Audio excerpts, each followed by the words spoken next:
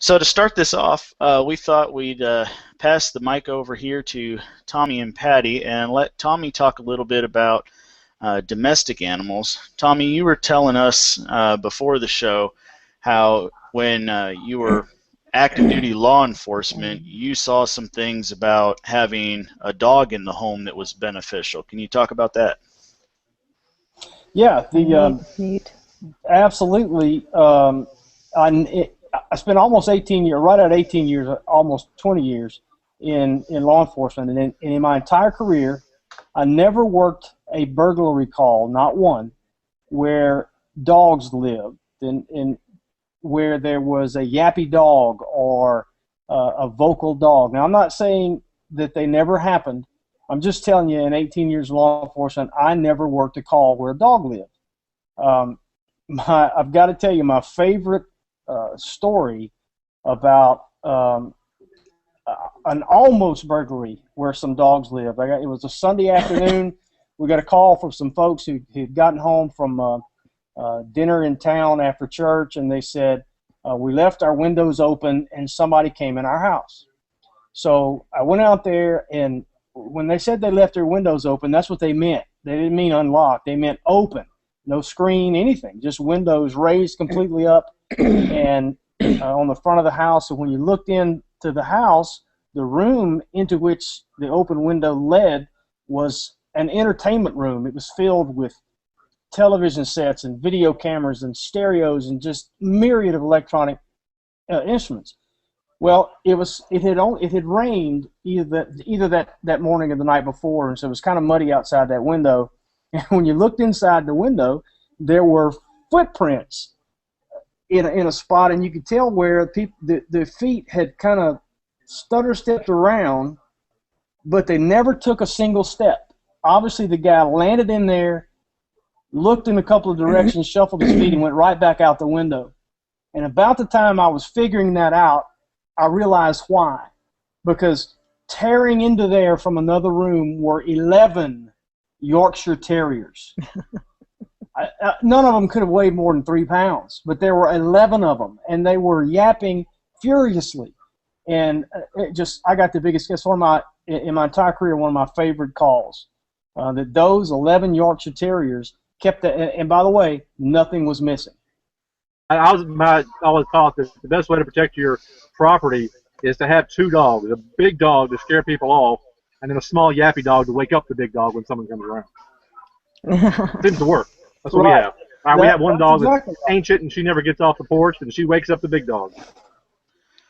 Well, I tell you, that's exactly right. And that's the combination we have as well. There's the small dogs inside, and but a little twist on that is what I need them to do is wake me up. Yeah.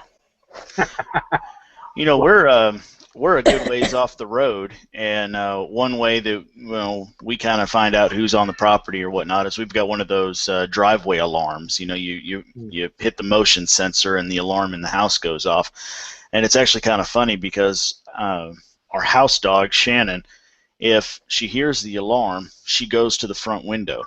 And she will sit there and watch. And if she recognizes what comes up the window, whether it's my vehicle or my sister's vehicle or anything that she knows, oh, that's okay, Mommy and Daddy don't care if that's here, she'll be quiet. But if it's someone that she doesn't recognize, she starts yapping like it's World War III. It's just the funniest thing in the world. She's basically like our second alarm. The one goes off to let us know something's here, and the second alarm goes off to tell us whether we care about it or not. We have one of those driveway alarms, but unfortunately the cows set it off all the time, so we had to get rid of it. Yeah, that would get old. Well, what do y'all think about when we get offline, Jared? I may want some information about that. That's pretty interesting. Mm-hmm. Okay, I'll pass that along. Hey, but while we're talking about alarms, just a quick note that guinea fowl are also known to be great watchdogs, as are geese. Mm-hmm. The great description I read about guinea fowl in that regard, I think it was in a book. I can't remember the title of the book or who wrote it. But he made the comment that that guinea fowl will sound the alarm at anything unusual, and then he said, and they have a very liberal definition of the word unusual. Well, I've had guinea fowl, and I'll say a couple things about them. Number one, they are loud. You can't miss them. They make a very unique sound. It's it's annoying in the sense, just like if you're not used to living on a farm, that if you're not used to a farm that raises or has horses, and you show up there, you might find that the scent is unusual, and so it would bother you. But if you live there, it might smell great to you, or you might not even notice it. In the same sense, guinea fowl make an obnoxious noise, but if you're used to it, it's not obnoxious to the point of annoying you. It's just you just want to tell them, hey, hush up, that's fine. But they do have a very liberal sense of unusual. They will raise the alarm at you walking out your own front door.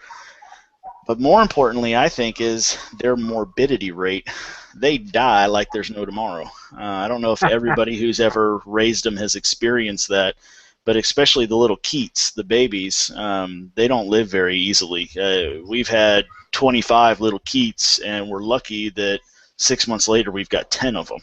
And they just, for no good reason, it's not a matter of coons getting to them or bad health or poor care or anything like that. It's just their morbidity rate is terrible.